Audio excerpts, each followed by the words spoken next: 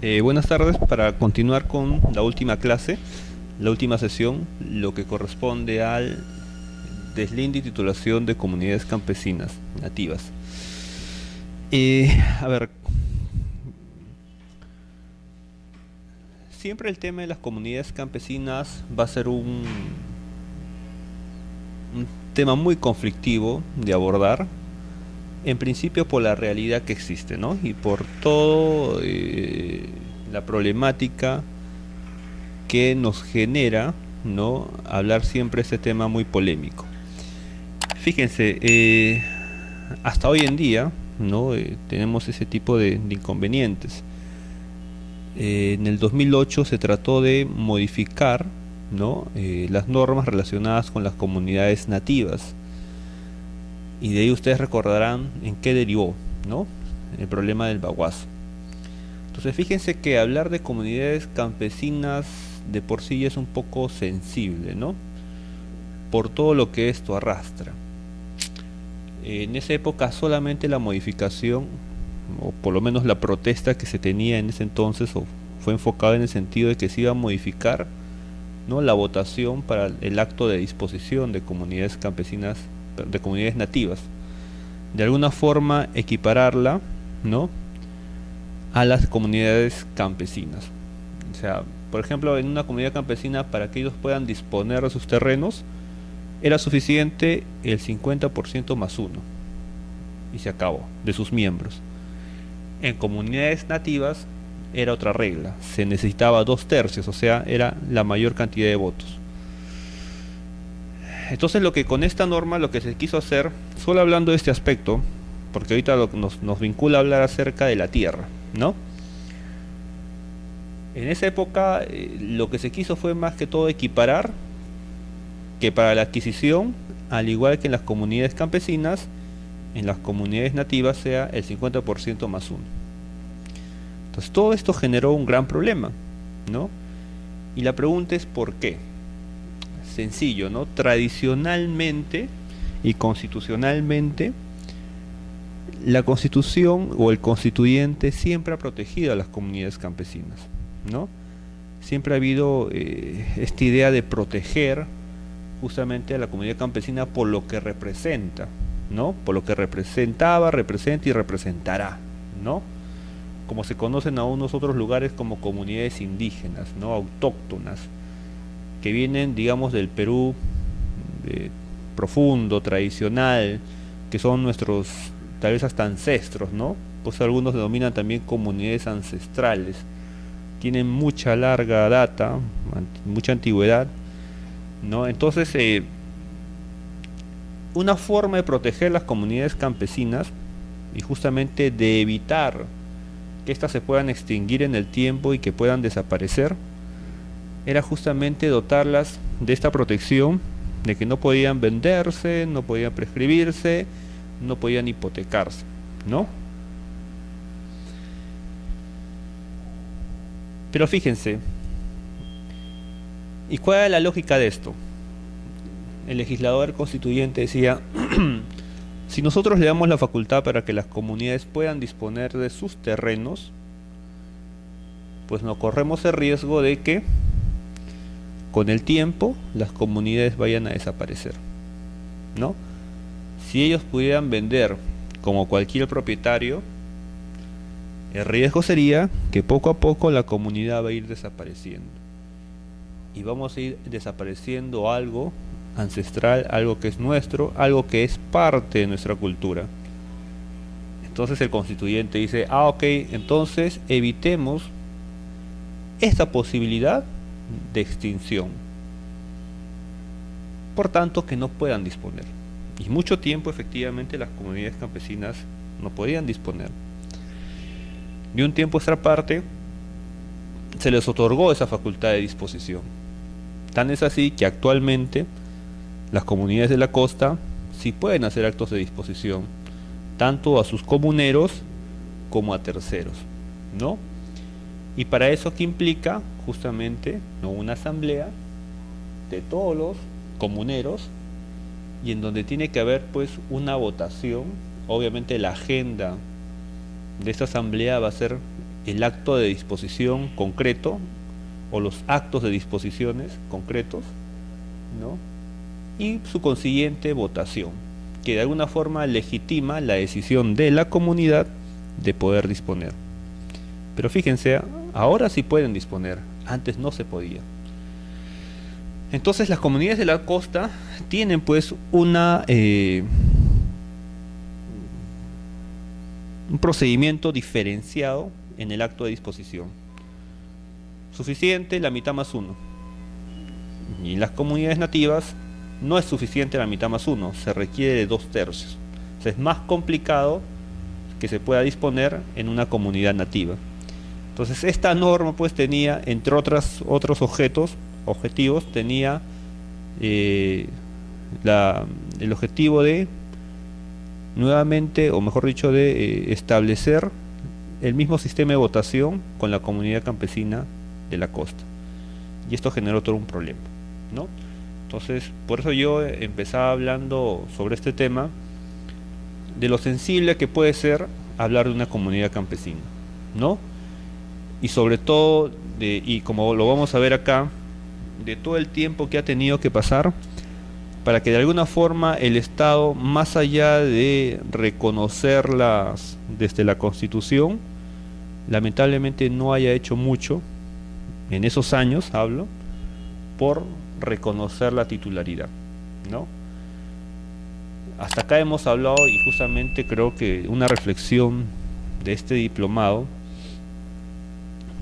es que la seguridad jurídica o tal vez la verdadera seguridad jurídica la podemos alcanzar precisamente con la inscripción, ¿no?, del derecho de propiedad en el registro. Esa es la única forma en que yo pueda oponer mi derecho a un tercero. Entonces las comunidades campesinas también son una forma especial de propiedad. Hablamos de propiedad estatal, que tiene su propia legislación. Hablamos de la propiedad privada, que tiene su legislación, como se dice, el derecho común, código civil, ¿no?, y demás normas conexas. Pero también hay una propiedad especial, que son las comunidades campesinas. Lo óptimo es que todas puedan ingresar al registro, ¿no? Ese es lo óptimo. ¿Con qué finalidad? Para que puedan justamente tener seguridad jurídica. ¿Y cuál es el problema? Y acá habíamos dicho que las comunidades campesinas y nativas son ancestrales, ¿no? Existen desde hace muchos años, incluso anteceden tal vez a las creaciones de las ciudades. Entonces, fíjense de qué tiempo estamos hablando. Y lamentablemente, pues, hoy no podemos decir que todas las comunidades campesinas gozan de un título de propiedad y además este título se encuentra registrado. Lamentablemente no podemos hablar del 100% de comunidades. Y las comunidades, como cualquier otra propiedad, sino que esto es comunal, también pues con el tiempo tiende a modificarse, ¿no? No hay propiedad, no hay derecho de propiedad que sea estático, ¿no? Siempre tiende a moverse, a cambiar. Si nosotros ponemos como ejemplo paralelo la propiedad privada, si yo tengo pues un fundo de 100 hectáreas, pues no voy a pretender que ese fundo de 100 hectáreas desde su aparición lo voy a conservar hasta su desaparición, ¿no? Ese fondo se va a tener que ir modificando con el tiempo, ¿no? Por diversas necesidades. Se puede vender un porcentaje, se puede subdividir, se puede independizar. O sea, la propiedad va a estar en constante movimiento, en constante evolución. Lo mismo pasa con la propiedad estatal. La propiedad estatal también está en constante movimiento, ¿no? Generalmente es el mercado, de alguna forma, quien va a dar las pautas para que esta propiedad se vaya moviendo. El mercado va a decir si esa propiedad en este momento es relevante, importante, interesante o probablemente aún no lo sea, ¿no? Entonces lo mismo pasa con las comunidades campesinas. Son propiedades que con los años se pueden ir modificando, incrementando, incluso hasta se pueden ir desmembrando, ¿no? Porque al interior de las comunidades a veces suelen pues dividirse entre los mismos integrantes de esta y pueden formar otra comunidad, ¿no? Entonces también la propiedad comunal es dinámica, también la propiedad comunal no debe tener, ¿no?, los mismos derechos que los demás tipos de propiedad. Pero es más, de hecho la comunidad comunal, al ser una legislación especial, al ser una propiedad especial, como vamos a ver más adelante, efectivamente goza de ciertas presunciones, ciertos reconocimientos que la propiedad privada o estatal no los tiene. ¿Ya? Eso lo vamos a ver. Entonces, creo que acá nos queda claro definitivamente que hablar de comunidad campesina y nativa va a ser siempre un tema bien complicado, ¿no? Bien, no complicado en realidad, bien sensible. Y bueno, pues ahí me queda claro que lo que tenemos que hacer es asignarle derechos de propiedad, ¿no? Como cualquier propietario. Y eso está, pues, digamos, en la agenda de los gobiernos regionales, ¿no? Y digo esto porque una vez teniendo una propiedad definida, evidentemente los problemas que puedan surgir, pues ya no van a ser pues tan trascendentes, ¿no? Porque frente a una propiedad definida no hay mucho que discutir. Entonces, para ir ya complementando y entrando con la clase, luego de esta introducción, fíjense, cada vez que estudiamos una figura, y en realidad no todas, pero esta de acá, lo que es comunidades campesinas y nativas, está en la Constitución. Y es bueno empezar siempre a hablar de la Constitución. No me cansaré de decirlo, y para los que no lo saben, ¿no?, o no lo recuerdan, la Constitución siempre está por encima de cualquier ordenamiento jurídico, de cualquier norma, ¿ya? Está por encima.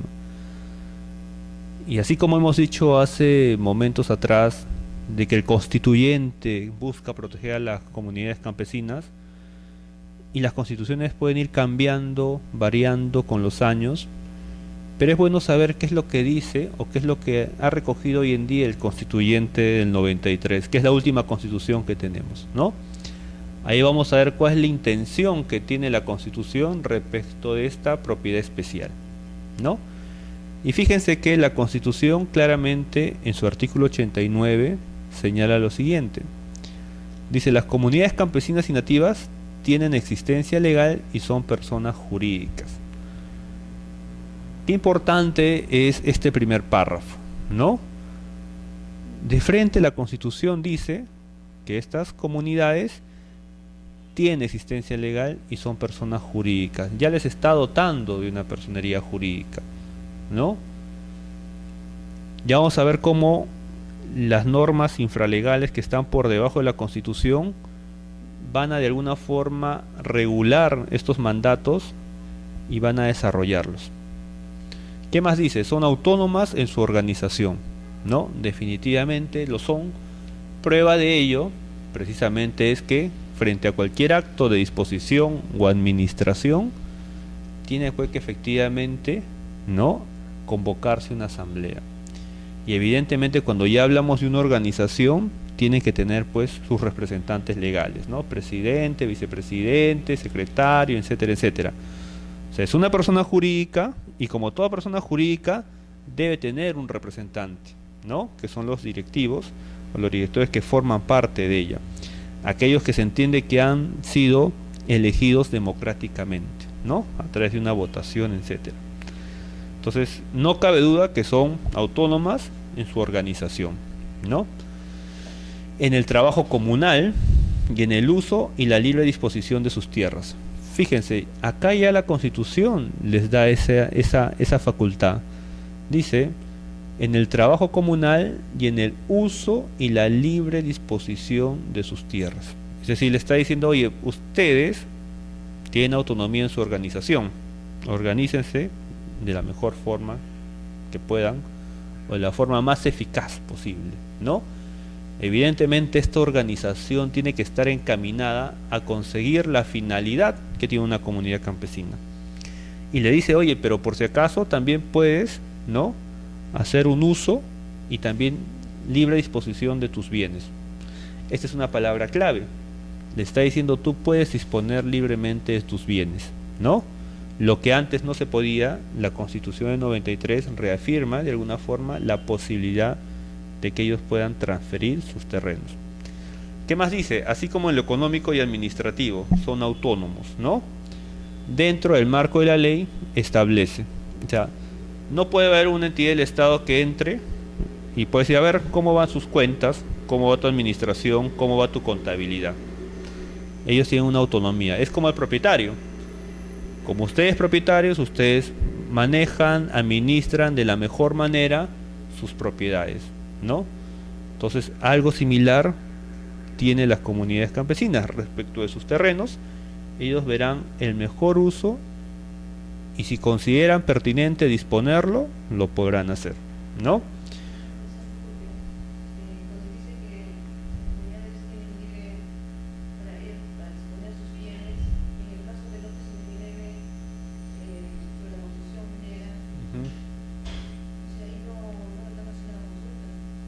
A ver, el tema de la consulta, en realidad ya hace algunos años recién se ha, digamos, reglamentado, ¿no?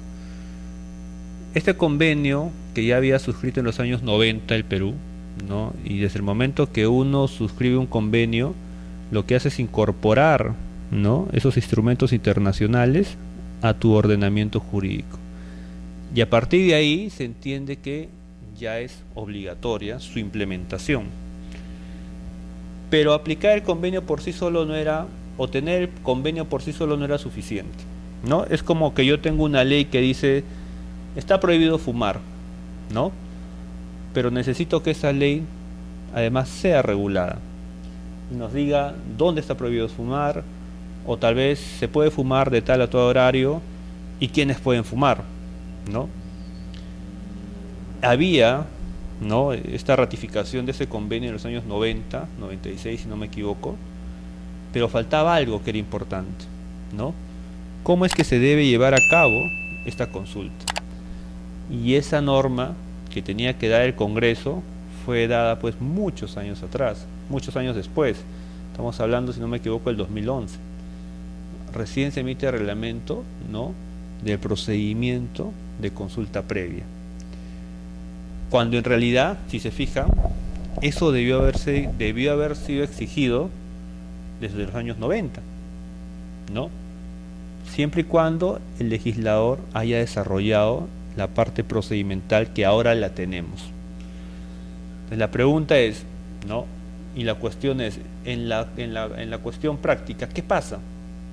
Hoy en día tenemos ya varias concesiones mineras o titulares mineros que vienen explotando, ¿no?, las concesiones y los recursos que han encontrado dentro de ellas, ¿no? Y de repente nos vemos que aparece esta norma en el año 2011 que dice, oye, tu consulta, ¿no? Entonces ahí está el interrogante, oye, la consulta yo la tengo que exigir a partir del año 2011 donde se publica la ley, ¿no? Pero ¿qué pasa con las demás actividades mineras que ya están funcionando y que no han pasado por una consulta previa, ¿no? Primer interrogante. ¿Qué pasaría ahí? Bueno, la Constitución parece tener la respuesta, ¿no? Por lo menos una respuesta explícita, o sea, escrita. Y la Constitución sencillamente dice pues que toda norma se aplica al día siguiente de su publicación. ¿Eso qué significa? Que las concesiones que vienen de atrás, pues en teoría no deberían o no requerirían de una consulta previa. Este mismo caso, por ejemplo, también se discutió en algún momento en Colombia, porque ellos también implementaron su ley de consulta previa, ¿no? Pero en el caso de Colombia también se les exigió, ¿ya?, a los que venían de atrás de la ley. Pero esa exigencia no vino porque la ley lo decía, sino porque el Tribunal Constitucional de Colombia, interpretando esa ley, ¿no?, de consulta previa, estimó que era razonable que también las concesiones anteriores deberían pasar a una consulta previa, ¿no? Cosa que en realidad, hasta donde yo recuerdo, la sentencia salió, pero la implementación y ejecución era un poco el problema, ¿no? Entonces acá también habría que ver, pero como está la ley, definitivamente no podríamos pedirle a los que vienen de atrás. Tal vez el Tribunal Constitucional debería, ¿no?, interpretar de alguna forma, no olvidando jamás que las comunidades son ancestrales, no olvidando jamás que las comunidades siempre han existido, están anteriores, ¿no?, a este hecho, pero siempre encontrando, digamos, el punto intermedio, ¿no?, sin que esto parezca pues también digamos una interpretación antojadiza, porque tenemos un parámetro de interpretación, ¿no?, que justamente es que la ley señala que se aplica al día siguiente de su publicación, pero por otro lado tienes pues un tratado que ya formaba parte de tu ordenamiento jurídico y que data de los años 90. Entonces, ¿qué pasó en ese lapso, no? Va a ser interesante si es que en alguna oportunidad, en algún momento, llega un caso como estos al tribunal, ¿no? Bueno, sigamos comentando un poco lo que dice el artículo 89. O sea, nos da autonomía en la organización, en el trabajo comunal, en el uso y disposición de las tierras. También nos da autonomía económica y administrativa. Y siempre esto es clave en toda constitución. Dice dentro del marco de la ley, o dentro del marco que la ley establece, ¿no? Ya acá hay una reserva por parte del constituyente al decir dentro del marco de la ley establece. ¿Qué significa? Que tiene que haber una ley que desarrolle este artículo, ¿ya? Tiene que haber una ley que desarrolle estos derechos de las comunidades campesinas. Y va a ser la ley ahí el límite, ¿no? Si yo ahorita aplico la Constitución, solamente digo, oye, hay autonomía en su organización. Ah, sí, pero ¿cuál es el alcance? ¿Cuál es el máximo, el mínimo? No lo puedo hacer arbitrariamente. El Congreso es la que debe sacar una norma y empezar a regular estos aspectos que la Constitución está garantizando, ¿sí? La propiedad de sus tierras es imprescriptible, salvo en el caso del abandono previsto en el artículo anterior. Lo que pasa es que la Constitución señala que existe el abandono del derecho de propiedad, ¿ya? Y el abandono efectivamente está regulado. De hecho, el Código Civil también recoge la figura del abandono.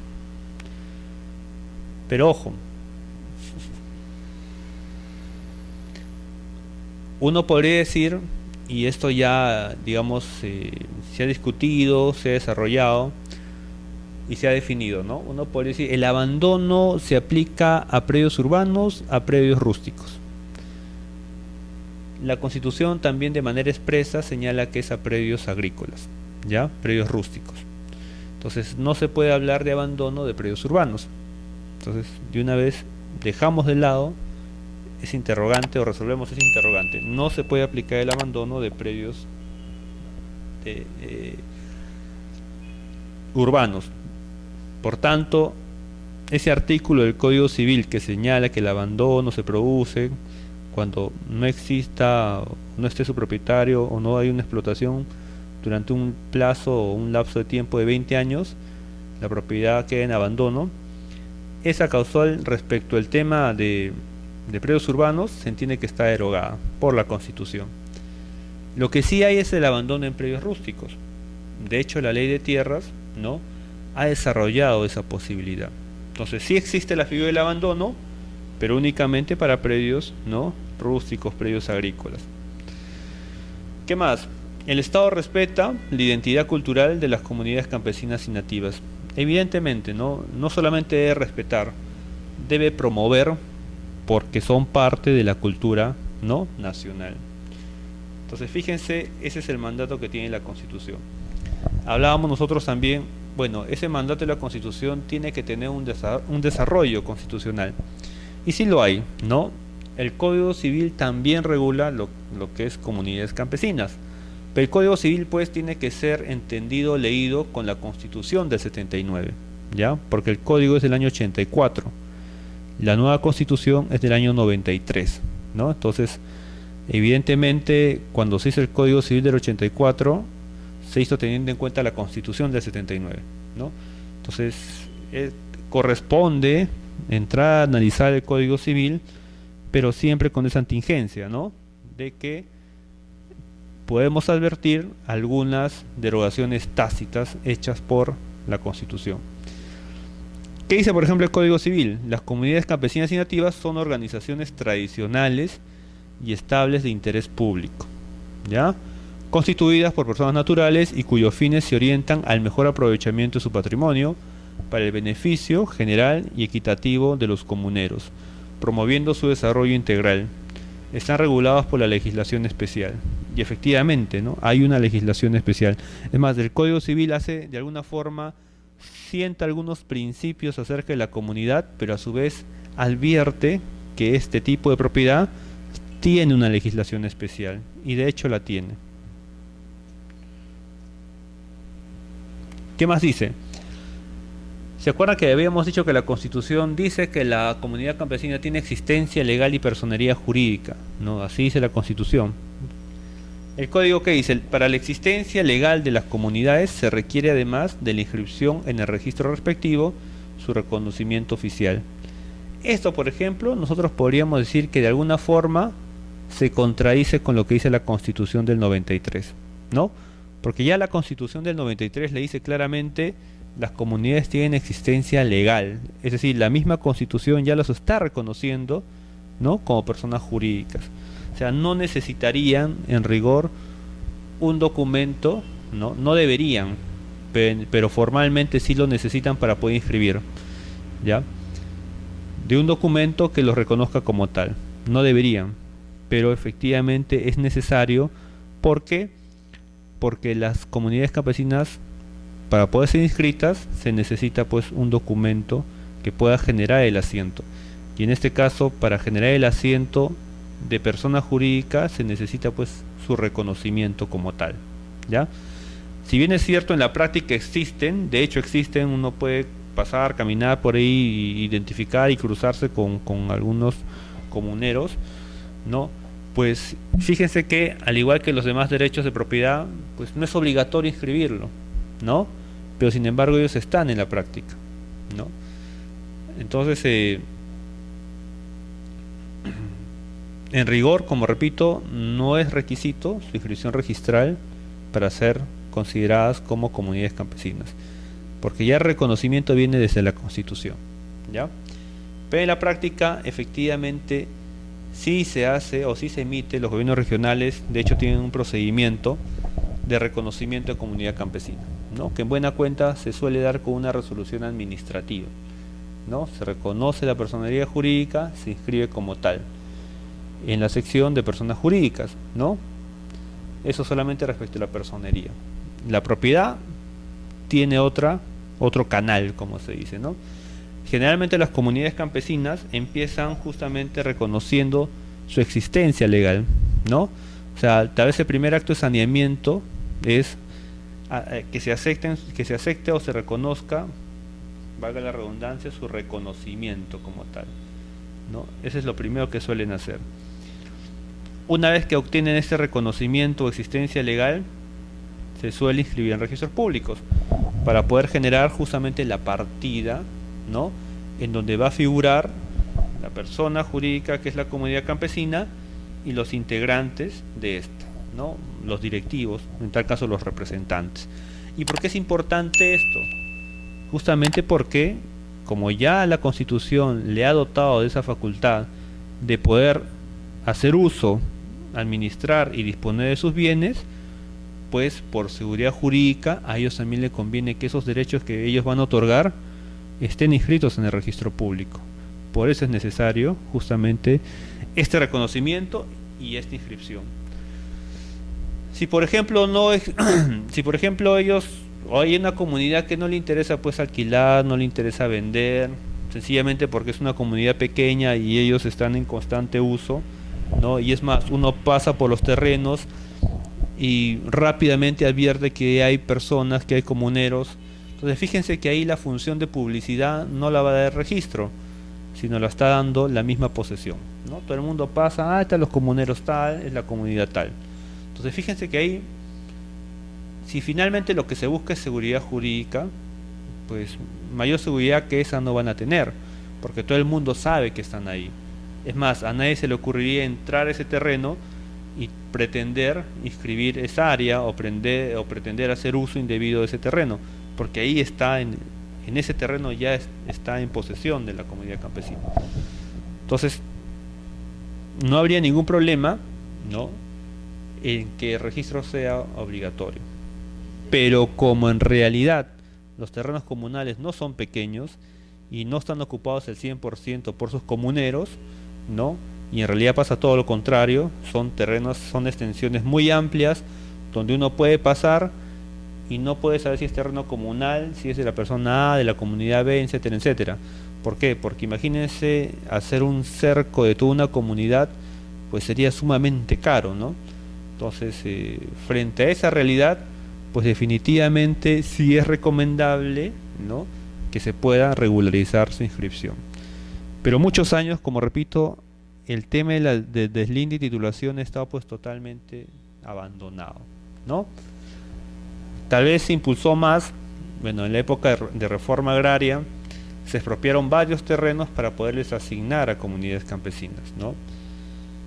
En los años 90 también, ya con la creación del PET, se trató de impulsar, ¿no?, la regularización y el deslinde y titulación de tierras comunales, ¿no?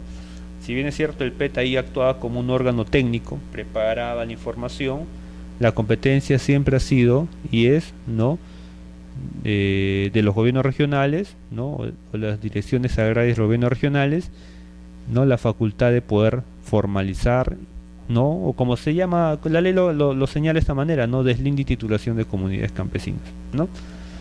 Entonces, ese es todo un tema, ¿no?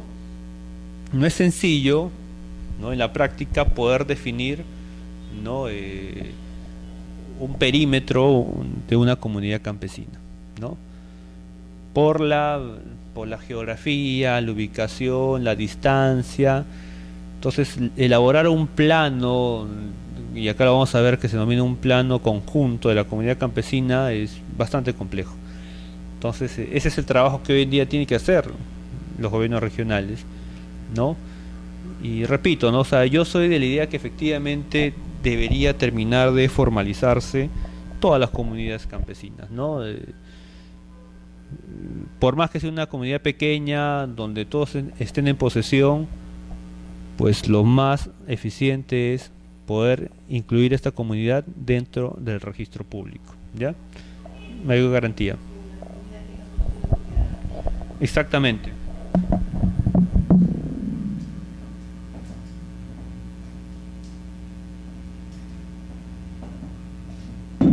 Es que la lógica es la siguiente, ¿no? O sea, la comunidad campesina es un propietario más, ¿no?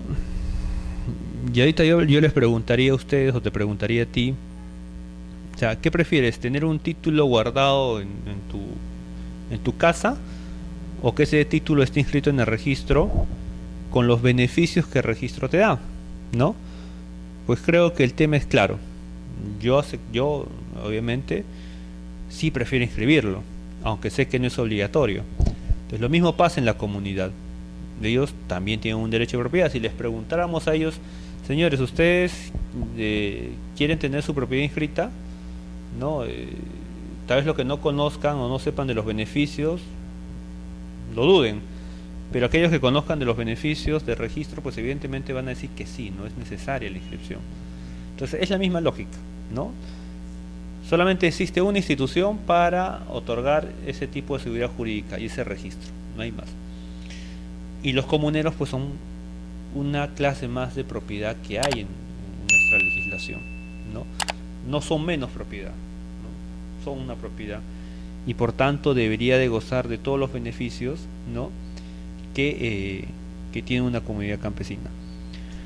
Y acá, como vamos a ver, como dice el Tribunal Constitucional cuando habla de las comunidades campesinas, Dice pues claramente que el concepto de propiedad en la comunidad campesina va mucho más allá de del concepto que puede tener una persona natural, ¿no? ¿Por qué? Porque en una comunidad campesina pues hay puntos en común que hacen que estas personas se integren, ¿no?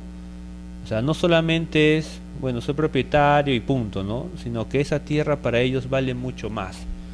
Porque esa tierra pudo haber sido de sus abuelos, tatarabuelos, y viene de muchos años atrás, o sea, tiene una historia de por medio, ¿no?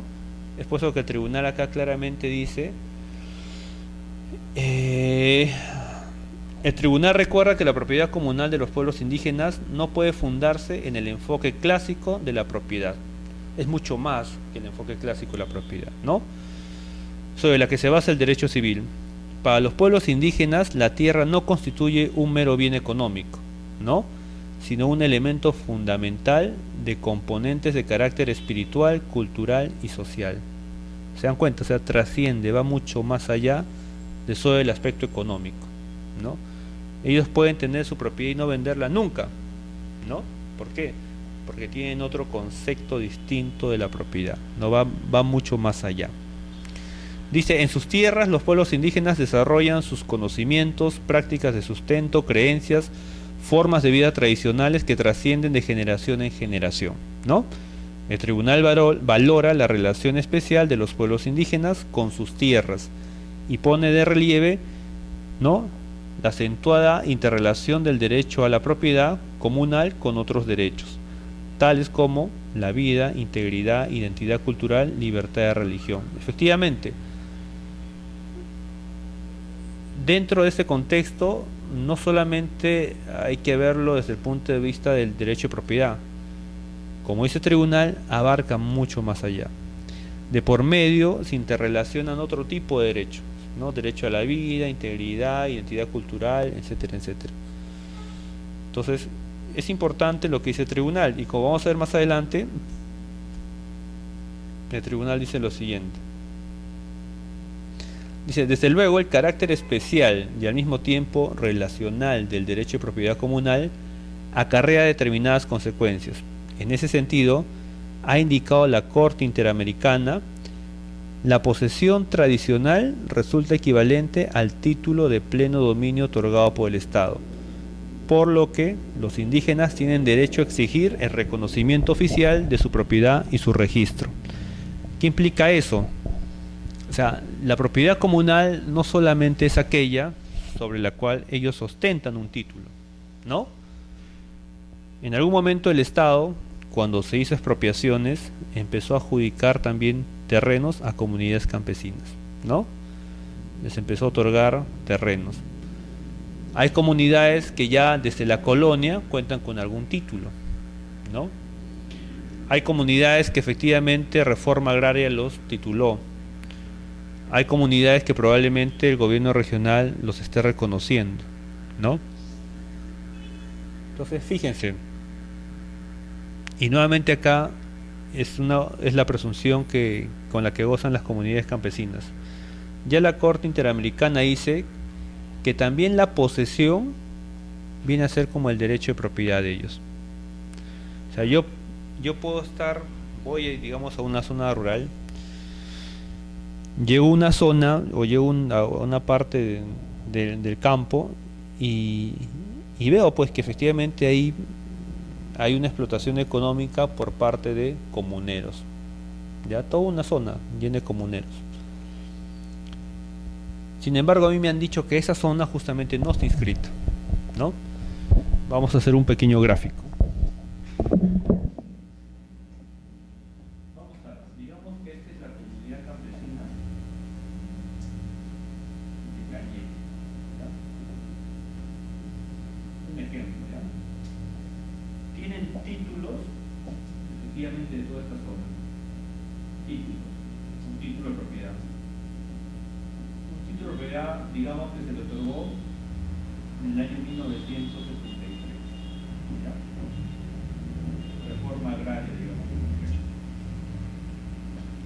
Digamos que esto tiene 200 hectáreas. ¿Ya? Este título del año 73. Sin embargo, cuando vamos a campo, digamos, estamos liderando, como se dice, vamos a hacer el teniente de titulación, nos damos cuenta que la comunidad campesina, en la práctica, viene ocupando esta parte. Y cuando hablo de ocupación, hablo simplemente de posesión, ¿no? O sea, la comunidad campesina se encuentra en posesión de esa extensión. Después la pregunta, ¿de qué es propietario la comunidad? Solo será propietario de 200 hectáreas. ¿Y tiene título de esto? Se lo otorgó en el año 73. Yo voy a campo en el año, digamos, 2015. En el 2015 identifico que la comunidad de Cañete es todo esto. O por lo menos veo que acá hay comuneros de Cañete. Es más, pregunto, ¿no? Porque por acá está otra comunidad campesina. Comunidad campesina X. Por acá está la otra comunidad campesina Y. Y todo esto es la comunidad campesina Z. Y la comunidad campesina Z me dice, yo soy propietario, ¿ya? Y tengo títulos hasta acá. ¿No?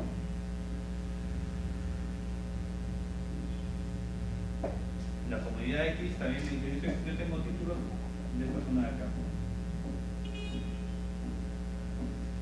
Y la comunidad Y de esta zona de acá.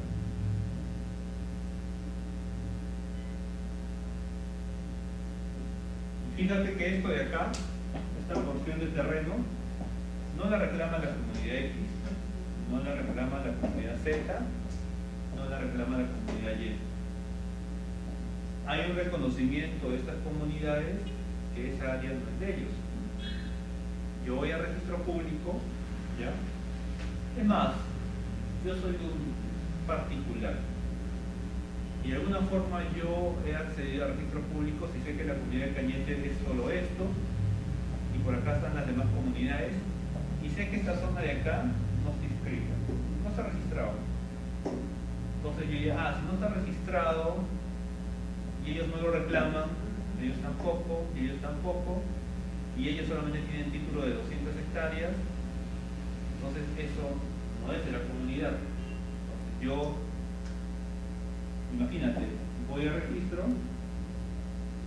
y quiero, como no estoy inscrito, quiero inmatricular esta zona.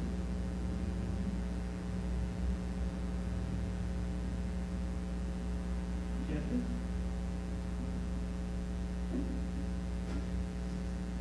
Solicito el registro.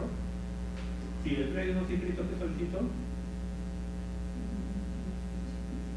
Una inmatriculación, ¿no? Si el predio no está inscrito, solicito una inmatriculación. Y probablemente cuando yo ingrese a registro, no, efectivamente, esto no está registrado. Pero no hay posesión de ellos. Por eso, en el registro se constata la posesión. El registrador, el técnico de catastro o el profesional de catastro va a ir a campo, no va. Entonces nunca se va a enterar de que hay posesión, ¿no? Entonces fíjese cómo cuando hablamos de comunidad campesina hay que tener mucho cuidado, ¿ya? Porque probablemente un registrador o un técnico catastral que desconoce de lo especial que es la comunidad campesina y sus terrenos, probablemente diga, ah, el terreno no está inmatriculado, por tanto yo me matriculo. Ah, y me matriculo a favor, ¿no? Inmatriculación a favor de Juan P. Me inscribe y bueno, está inscrito, me matriculó. ¿Y qué está generando? Un conflicto. Por eso la Constitución dice, la propiedad comunidad de la comunidad campesina no solamente son los títulos que ellos tengan, sino que también la posesión es el título para ellos, ¿no? Pues acá entramos a una suerte de o mala intención o mal asesoramiento. Si esta persona efectivamente tenía intenciones, porque puede haber personas que simplemente, esto está vacío, arman pues un polígono sin vivir, generan documentos fraguados y piden inmatriculación, ¿no? Y como nunca han vivido ellos ahí, pues los comuneros no tienen ni cómo enterarse de que se desinmatriculó. Ya cuando el señor empieza a vender a terceros, ahí recién como que, oye, ¿qué está pasando acá, no? Recién va a saltar el conflicto. Fíjense. Pero si el registrador, si se creara un mecanismo donde le digan los casos de inmatriculación en zonas donde potencialmente sean comunales, además se deberá requerir, ¿no?, como requisito de la inmatriculación, un informe o una constancia del gobierno regional, como un certificado negativo, ¿no? Por ejemplo, en el caso de posesiones informales, se dice, ¿no?, para posesiones informales que se pide un certificado de que no existe posesión informal cuando se trata de una venta de comunidad campesina. Pero frente a un hecho donde sea una inmatriculación donde el registrador tenga dudas, ¿no?, y pueda decir, oye, me parece que eso puede ser comunal. Entonces la norma debería decir lo siguiente, ¿no? En esos casos, ¿a quién deberíamos oficiar? ¿Quién es el competente de comunidades campesinas? Hemos dicho, gobierno, ¿no?, la dirección agraria y el gobierno regional, ¿no? Entonces, sería de, siempre y cuando, como te digo, teniendo en cuenta lo que dice el tribunal, lo que dice la Corte Interamericana. La propiedad comunal no solamente es los títulos que ellos sustentan, sino la posesión. Entonces, frente a ese acto tan complicado, no porque la posesión no se escribe, ¿no? Entonces, frente a este hecho tan complicado, y no perder de vista que la legislación campesina tiene un dote especial, yo no lo puedo tratar como si fuera pues cualquier tipo de propiedad. Pongo un inmatriculo, no está inscrito a un inmatriculo, no. Lo especial de estos terrenos te dicen, ojo, porque acaso la posesión es propiedad para ellos. Propiedad no escrita, pero propiedad. Entonces el registrador debería haber, perdón, en la norma, la posibilidad de que efectivamente se oficie al gobierno regional o que el administrado traiga, ¿no?, ya como requisito un certificado del gobierno regional donde le diga, esta zona donde vas a inmatricular no es terreno comunal o no está en posesión de comunidad alguna, ¿no? Y eso es fácil de probar, ¿no? Generalmente tenemos pues ya levantamientos referenciales de comunidades campesinas. Es más, con una simple inspección que puede hacer el gobierno regional, cuando tú estás interesado en que te otorgue el certificado, ¿no?, te cobra el derecho, con la inspección, me traslado al lugar, si verifico que hay poseedores que son campesinos, pues te saco un certificado negativo. Esto, si bien es cierto, no está titulado, pero existe posesión de comunidades campesinas. Y de acuerdo con lo que dice el tribunal, de acuerdo con lo que dice la Corte Interamericana, la posesión es propiedad. Se acabó, ¿no? Pero esto, lo que yo comento, no se da en la práctica. Es por eso que vamos generando conflictos sociales, ¿no? Porque siempre pues están Pepe los vivos, ¿no?, que de una forma se quieren apropiar de terrenos que aparentemente no tienen propietarios.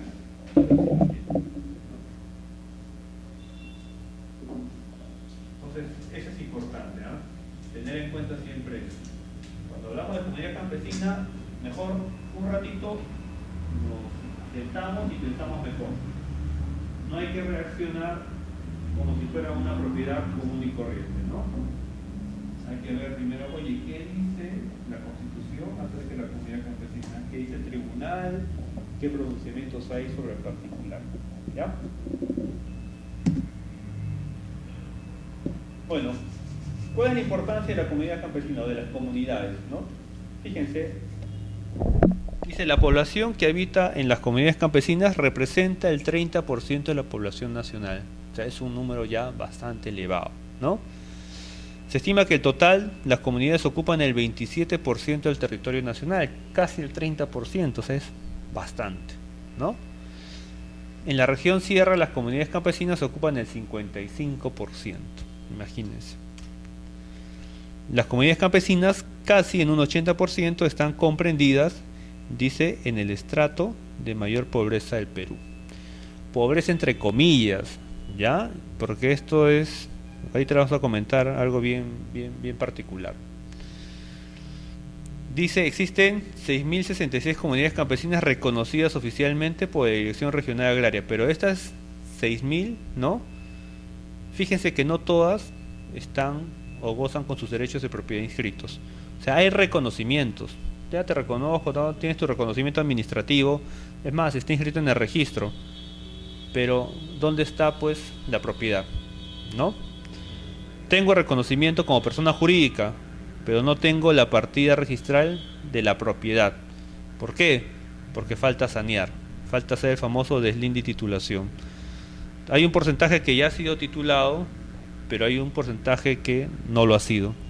Lo óptimo sería titularlas a todas, ¿no? Cuando decíamos las comunidades campesinas, casi el 80% están comprendidas en el estrato de mayor pobreza del Perú. Ese es medio relativo, ¿no? Porque se supone que antes nuestros ancestros ocupaban parte de la costa, ¿no? Cuando llegaron los españoles, lo que hicieron fue pues invadir, ¿no? Tomar tal vez las mejores zonas de la costa y de alguna forma empujaron a que nuestros ancestros se refugien pues en las alturas, ¿no? Las sierras, las montañas, y ahí están pues también las comunidades campesinas, ¿no? Entonces en su momento, cuando se dio la invasión española, pues ubicado en la zona tal vez más bonita que para ellos era, ¿no? Topográficamente hablando. Pero en el Perú, ¿dónde está la riqueza? La riqueza está justamente en las comunidades campesinas, en la sierra, en esa zona donde topográficamente no es bonito vivir. Ahí está la riqueza, ahí está el oro, ¿no? Ahí están estos metales, por eso que las minas generalmente están en esa zona, ¿no? Están en las zonas altas, cerca de las cordilleras, también en las costas, ¿no? Pero fíjense digamos la anécdota, ¿no? O sea, primero, cuando se llegó o vino los españoles, de alguna forma hicieron de que se adueñaron de las zonas más bonitas, topográficamente hablando, del Perú. E hicieron que nuestros ancestros se refugien en las zonas pues altoandinas, feas topográficamente. Y al final salieron ganando porque ahí están justamente los minerales, ¿no? Hoy en día, ahora cuando quieren hacer una explotación no económica, tienen que pedirle permiso a ellos, ¿no? Tienen que pedirle permiso a ellos. En fin, esas son las ironías de la vida, ¿no? La pregunta es ¿por qué titularlas? ¿No? ¿Por qué crees que debíamos titular a las comunidades campesinas? ¿Mm? ¿Por qué crees?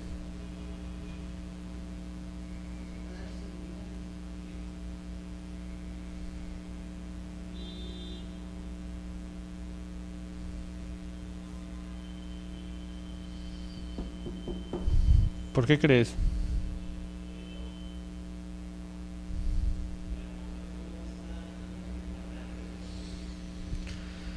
Dice garantizar el derecho de propiedad comunal y el uso de las tierras comunales.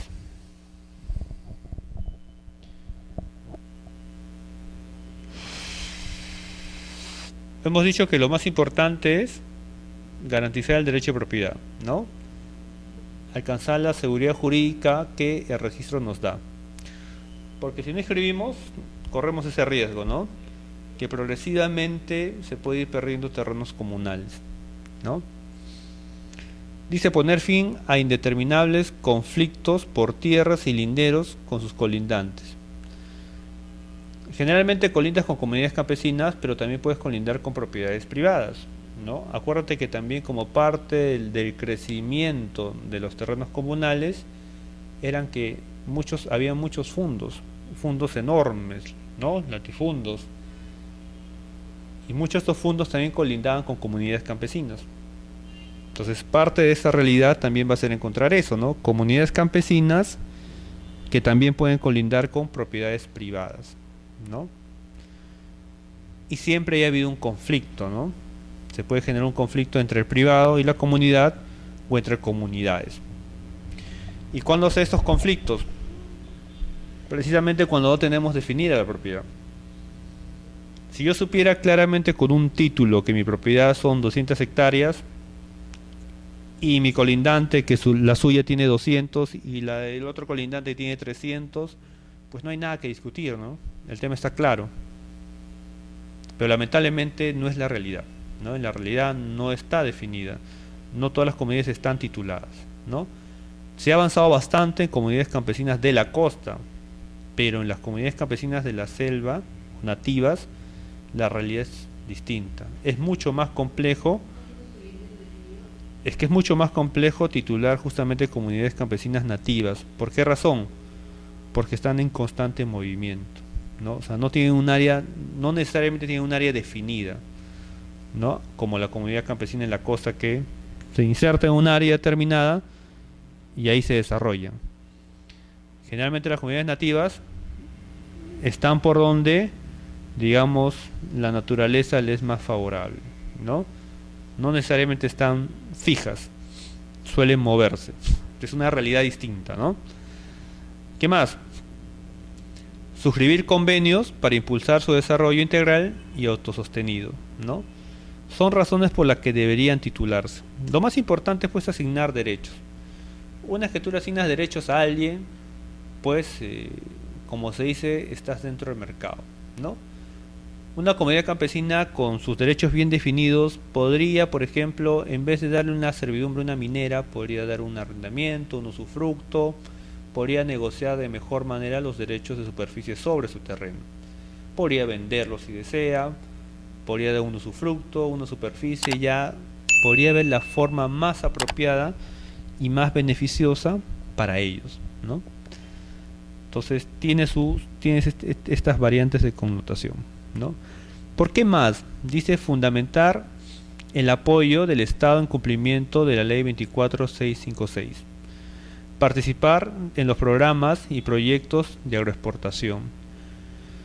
La clase pasada habíamos hablado justamente, o la primera clase habíamos hablado de que también la Constitución tiene un mandato, ¿se acuerdan? Apoyar, ¿no?, al sector agrario. Entonces las comunidades campesinas también pues se dedican, no todas, parte de ellas, justamente a la explotación, ¿no?, económica, ¿no?, de naturaleza agrícola, generalmente, ¿no? Entonces también tendrían que verse beneficiadas en su momento por parte del Estado con ciertos programas que se puedan ir generando, ¿no?, del Estado. Pero habíamos dicho la vez pasada que para que podamos nosotros recibir ese tipo de apoyo, primero que teníamos que tener los títulos de propiedad, ¿no? En el caso de privado es mucho más importante. ¿Por qué? Porque eso le va a permitir a ellos poder hipotecar sus terrenos. Para poder acceder a un programa, ¿no?, hay requisitos mínimos, ¿no? Y dentro de ellos es muy probable que te exijan pues que hay un título de propiedad, ¿no? ¿Cómo garantizas tú que efectivamente vas a cumplir con la obligación, ¿no?, a la cual te has comprometido? Entonces es una garantía los títulos de propiedad, ¿no? Cautelar su territorio comunal y velar por el aprovechamiento racional de sus recursos, ¿no? Eso sí es evidente, ¿no? Que una vez titulados, ¿no?, ellos van a poder de mejor manera, ¿no?, de manera más efectiva, ¿no?, y eficaz, administrar sus terrenos. Ahora la pregunta es, ¿qué tierras no son comunales? ¿No? ¿Acaso todo debería ser comunal? ¿No? Efectivamente, ahorita vamos a ver.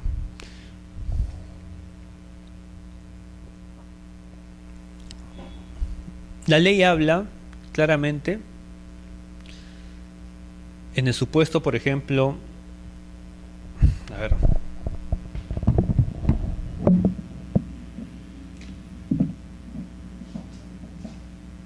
Digamos que aquí todo es una comunidad campesina. ¿Ya?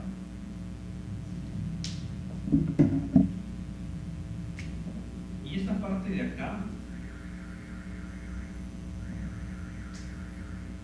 tengo un propietario.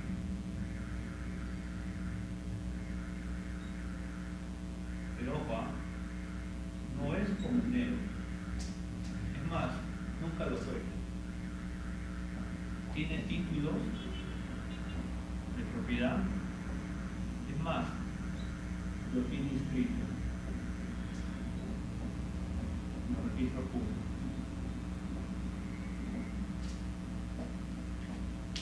¿Qué pasaría ahí? Pero la comunidad es todo esto de acá. Y la comunidad dice, oye, tú formas parte de mi territorio, ¿no?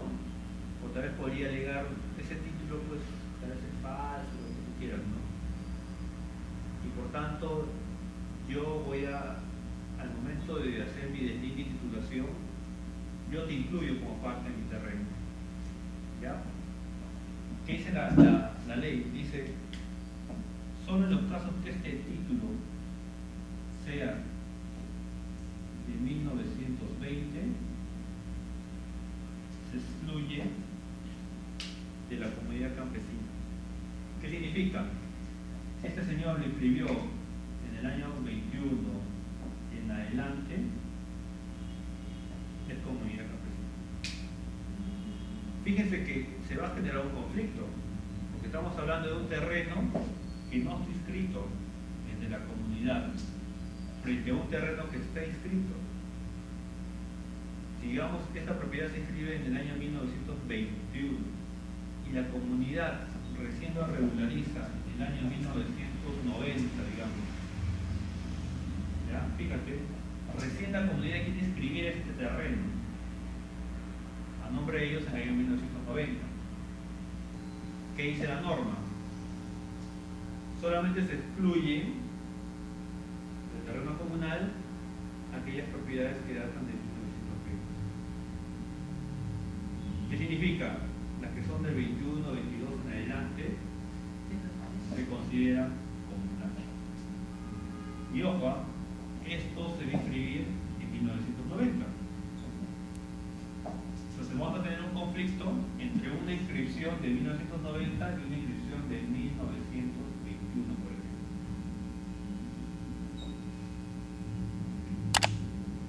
Por eso nuevamente repito que las comunidades campesinas constituyen pues una legislación especial, ¿no?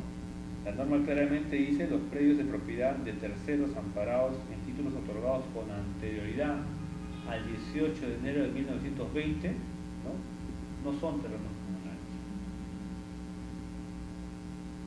Si se plantea el conflicto, digamos este propietario dice, no, pero yo tengo un bien chiquito que es anterior, fíjate, y va a alegar tal vez los principios registrales. ¿Y qué dicen los principios registrales? Oye, acá hay una duplicidad, ¿no? Recién en el año 1990 la comunidad está inscribiendo ese terreno. Y dentro de ese terreno ha incluido mi predio, o sea, está generando una duplicidad registral. Y frente a un acto de duplicidad registral, obviamente va a primar la inscripción más antigua. Eso bajo las normas registrales. Entonces, el privado podría hacer esta acción y pediría el cierre de la partida de la comunidad campesina.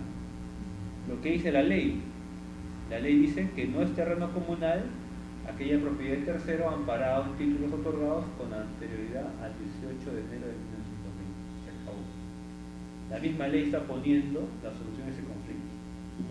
Dirá la ley, a ver, ¿tu derecho cuándo lo has adquirido? En 1921. La ley dice antes del 18 de enero de 1920. Por tanto, tu derecho no prevalece frente al derecho de la comunidad campesina.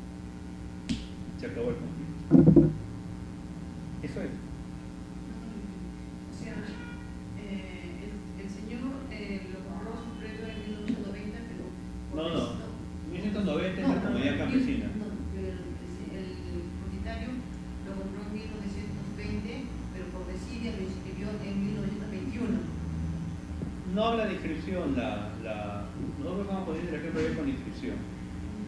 Nosotros ponemos el ejemplo con inscripción, pero la ley no habla de inscripción, solamente dice títulos otorgados con anterioridad al 18 de enero de 1920. Digamos que el título, el contrato, la escritura pública de este señor es de junio de 1921. Me inscribe en julio de 1921. ¿Ya? Pero ya está en el año 21. Pues. La norma dice anterior al 18 de enero de 1920. Lo haya comprado en junio o lo haya inscrito en julio, igual está fuera del plazo. Pero como esa fecha ya es cuando ya pertenece al terreno comunal. Ya la ley permite de que sea incluido como parte del terreno comunal. Obviamente eso va a generar un conflicto, porque el privado no se va a quedar con los brazos cruzados. Lo más probable es que inicie un proceso. Y la ley dice, por lo menos lo que dice la ley, cómo debería ser de alguna forma el resultado. La ley dice, ojo, solamente están excluidas y no son comunales aquellas que son antes del 18 de enero del 1920. Las demás son comunales.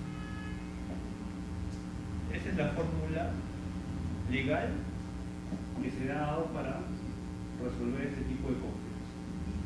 Conflicto que, por cierto, yo no he visto. Sería interesante ver cómo resuelve el juez, ¿no? Porque hoy en día pues los jueces están pues con un poco con el tema constitucional, ¿no? Dice, oye, derecho de propiedad, es un derecho de propiedad versus un derecho comunal, pero no va a ser tan sencillo el conflicto, ¿no? Porque estamos hablando de propiedad comunal con propiedad privada, o sea, ambos son propiedades, ambos son derechos fundamentales, ¿no? O sea, ¿cuál prevalece en este caso? ¿El de la comunidad o el del particular? La ley que dice, la comunidad, y solamente el del particular si que es anterior a esa fecha. O sea, el tema no está cerrado. Sería bueno más bien encontrar un caso, ¿no?, donde efectivamente se haya dado ese supuesto. Se pueden dar cuando justamente se llevan a cabo los procesos pues, de deslinde y titulación. Ahí pueden saltar. Probablemente se hayan dado algunos, ¿no? Pero eso solamente se va a tener una estadística cierta cuando se termine de formalizar todas las comunidades campesinas, ¿no? Aún falta, pero es donde más se ha avanzado. ¿Qué más no son? Las tierras que se encuentran ocupadas por los centros poblados, asentamientos humanos, al 31 de diciembre de 2003. Esta norma pues recoge los aspectos para la formalización, ¿no? Centros poblados, o entiéndase asentamientos humanos, entiéndase, en realidad entiéndase posesiones informales, ¿no? Porque la característica es que en estas zonas encontremos posesiones informales que se denominan centros poblados. Esa es la característica. Si es que ellos se han ocupado al 31 de diciembre de 2003, no son comunidades campesinas, ¿eh? Y es muy frecuente encontrar dentro de una comunidad campesina un pueblo, ¿no? Y justamente es el pueblo que ellos mismos forman parte de ese pueblo, de ese centro poblado. Y la pregunta es, ¿pero por qué no se consideran comunidad campesina si están dentro del polígono de la comunidad campesina? Bueno, la ley dice que no lo son, ¿no? Y siempre y cuando hayan sido constituidos al 31 de diciembre de 2003. Pero ¿cuál es la razón, además de lo que dice la ley? Es que en la práctica esa zona es administrada por la municipalidad, no por los comuneros. Hay un centro poblado, hay un alcalde, hay un gobernador, hay un hospital, hay un centro médico, hay pistas, hay veredas, o sea, hay presencia del Estado. No se puede decir que la comunidad por sí sola se está gobernando. No, desde que hay policías, desde que hay enfermeros, desde que hay profesores, desde que hay colegios, desde que hay comisarías, ¿no?, plazas, alcaldías y todo lo demás, no se puede decir que esa área o ese asentamiento solo se gobierna por comuneros. No, hay autoridades, ¿no? Entonces esa es también la explicación de por qué no son considerados como terrenos comunales, ¿ya? Las tierras que el Estado ha utilizado para servicios públicos, ¿no?, salvo convenios celebrados entre el Estado y la comunidad campesina. Obviamente los servicios públicos en principio no requieren inscribirse, ¿no? Por ejemplo, pues el mar es un bien de dominio público, todo el mundo lo sabe y no es necesario que se inscriba. Entonces, dentro de las comunidades campesinas podemos encontrar también predios con esa naturaleza, que son bienes de dominio público. Las carreteras, por ejemplo, que siempre han existido por ahí, la comunidad no podría alegar pues que la carretera es de ellos, ¿no? Es un bien de dominio público y por tanto no forma parte de la comunidad. Las que la comunidad adjudique a sus comuneros o a terceros, evidentemente.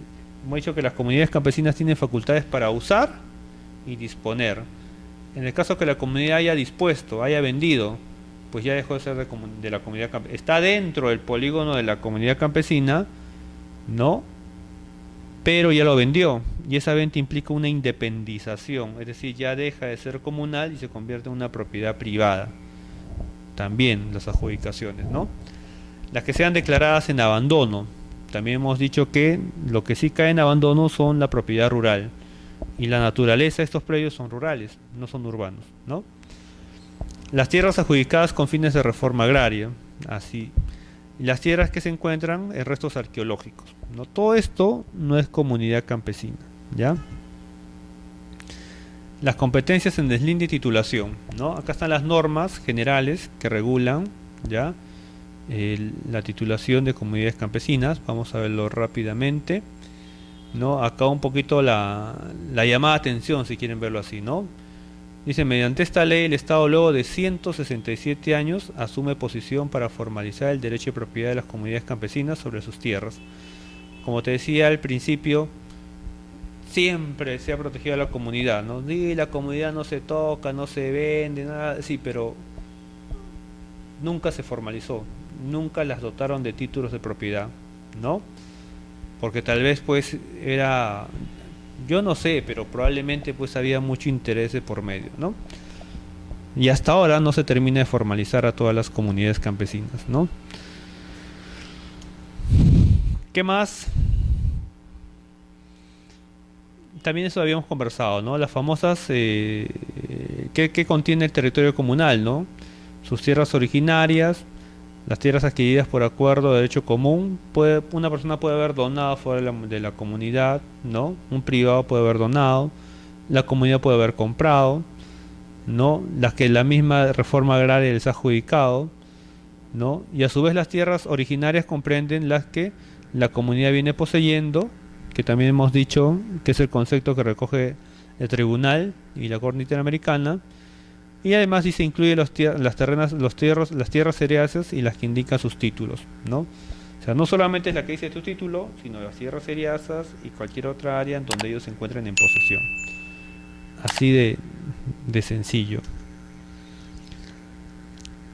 Acá vamos a ver rápidamente el procedimiento de deslinde y titulación. Es una competencia que sin duda le corresponde al gobierno regional, ¿no? Es la comunidad campesina quien tiene que solicitar, o sea, no es de oficio, no es que el gobierno regional va y empieza a titular, ¿no? Tiene que presentar, ¿no?, en la comunidad campesina, debe acompañar, ¿no?, el acta de asamblea con un croquis o plano con indicación de los colindantes y los documentos probatorios de dominio y o posesión. ¿Ya? En algunos casos van a haber títulos de dominio, pero esos títulos de dominio es un porcentaje del terreno. Lo demás es posesión, ¿ya? Entonces eso también es materia de regularización. Un croquis evidentemente para poder describir cuál es la forma y que sea útil para el posterior levantamiento que se va a hacer, ¿no? ¿Qué más? La publicación, ¿no?, y notificación en el Diario Oficial Peruano, ¿no?, del pedido de deslinde y titulación. La notificación personal a los colindantes, ¿no? Si tengo comunidades campesinas colindantes, tendré que notificarlas a todas ellas. Si hay un propietario privado, también lo tengo que notificar. O sea, la idea de esto es ¿qué cosa? Que en el acto de levantamiento, que es el más importante, yo pueda tener a todos los colindantes. Para que en esa oportunidad ellos se pronuncien, ¿no?, y de alguna forma legitimen ese levantamiento. Habíamos dicho la vez pasada que lo que nos garantiza la presencia de todos los colindantes es justamente evitar conflictos posteriores, ¿no? Si el día de hoy todos estamos acá en clase y definimos, ahí se sienta Juan, ahí Pedro, José, María, si todos hemos estado presentes, en la siguiente clase nadie va a decir, oye, ¿por qué ahí se sienta Juan o por qué ahí se sienta María? ¿Por qué? Porque ya hemos legitimado esa decisión. Entonces, la idea de que todos participen o que la mayoría de... Lo óptimo es que todos los colindantes estén presentes, ¿no? Entonces, se hace ese acto de diligenciamiento. Ahora, van a haber casos en donde la comunidad campesina no tiene ningún título, ¿ya? No tiene ni título otorgado por el Estado porque nunca se lo dio y solamente tiene posesión. ¿Eso se puede regularizar? Pues claro que sí. Ya hemos dicho que la posesión es propiedad para las comunidades campesinas. Puede ser que haya tenido solamente un reconocimiento, llegó a inscribir su resolución de reconocimiento, pero en la práctica existe la comunidad, tiene las características de una comunidad campesina y por tanto debería ser, ¿no? Debería otorgarse el área que viene ocupando.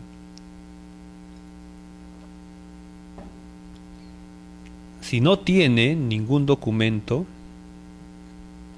fíjense que el levantamiento que se haga y el acta de colindancia que se suscriba con mis vecinos, suscribo con la comunidad A, B, C, y D y E, y yo en el medio no tengo documentos, fíjate que mi título de propiedad va a ser esa acta. Esa acta que he levantado se va a convertir en mi título de propiedad. ¿Por qué razón? Porque mis vecinos están reconociendo que yo estoy ahí en posesión. No tengo título del Estado, no se lo he comprado a nadie, está hablando de comunidad campesina. Pero sin embargo mis colindantes reconocen que yo estoy ahí en posesión. Esa acta evidentemente va a ser suscrita por todos los colindantes y evidentemente por la comunidad que está pidiendo el saneamiento y por la autoridad administrativa. Esa acta esa acta de colindancia es el título de propiedad. Se acabó, ¿no? Fíjate que eso es importante. Eso constituye en buena cuenta el título, o es lo que va a sustentar el título a su vez, ¿no? Y ahí está la suscripción del acta de colindancia, la elaboración del famoso plano conjunto, que es eso de ahí, ¿no? El plano conjunto, el plano de la comunidad campesina. Eso ya son documentos técnicos, la memoria descriptiva, la conformación del expediente conteniendo los actuados, ¿no? Obtención de 4 expedientillos de titulación, remisión de 2 expedientillos a registros públicos y la inscripción de los títulos de propiedad. Sencillo cómo se hace el saneamiento, ¿no? Así uno lo lee y es sencillo, ¿no? Lo más complicado en realidad es justamente conseguir la suscripción del acta de colindancia, ¿no?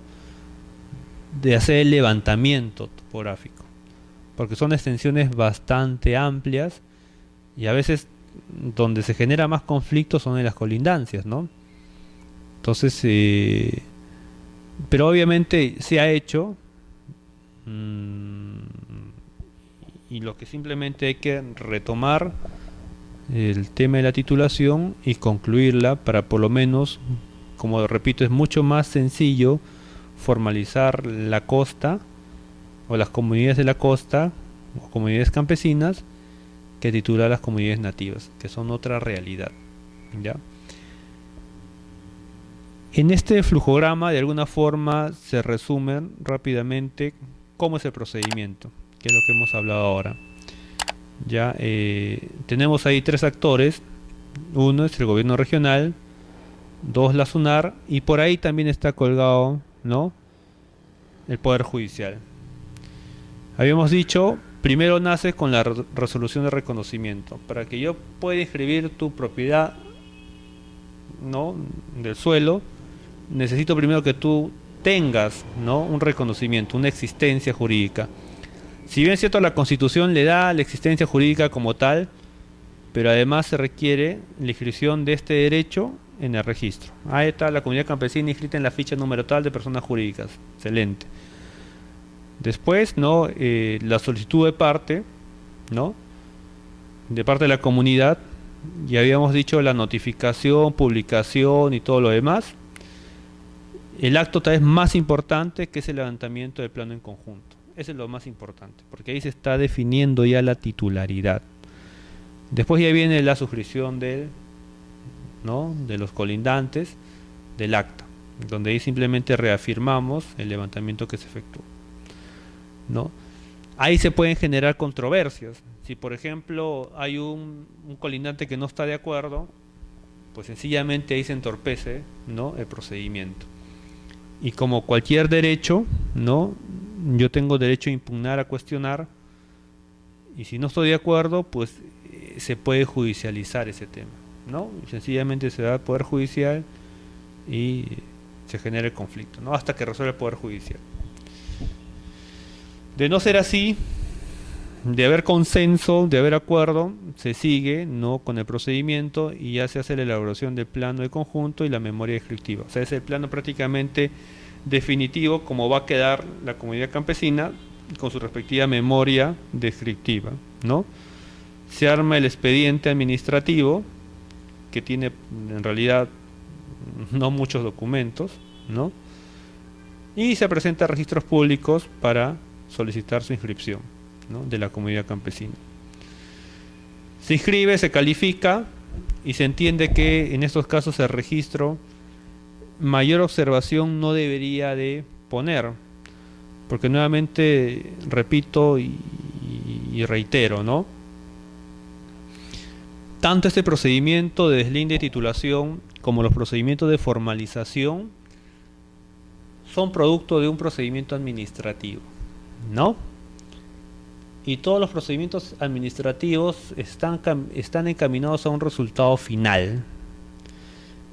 Y el resultado final de un procedimiento administrativo, los abogados lo conocemos, generalmente son los actos administrativos, ¿no?, que es la declaración, ¿no?, de la entidad respecto de un tema específico. Entonces, frente a este acto administrativo, este goza pues de validez, ¿no?, y eficacia. Entonces, el registrador no puede cuestionar la validez del acto administrativo. No puede ser. ¿Ya? Entonces, bajo esa perspectiva, el registrador no debería, ¿ya?, no debería de cuestionar por lo menos el procedimiento, ¿ya? Deberían inscribir, salvo que pues un tema de competencia, ¿no?, donde por ejemplo no esté formalizando el gobierno regional, sino esté titulando la municipalidad, ¿no? O sea, ese es un acto evidente de competencia, ¿no?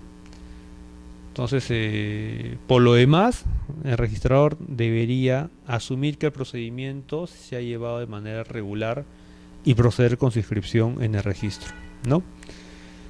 Entonces, esta ya sería la última clase, ¿no? Y no sé si tienes alguna pregunta sobre comunidades campesinas. De no ser así, acá hemos terminado.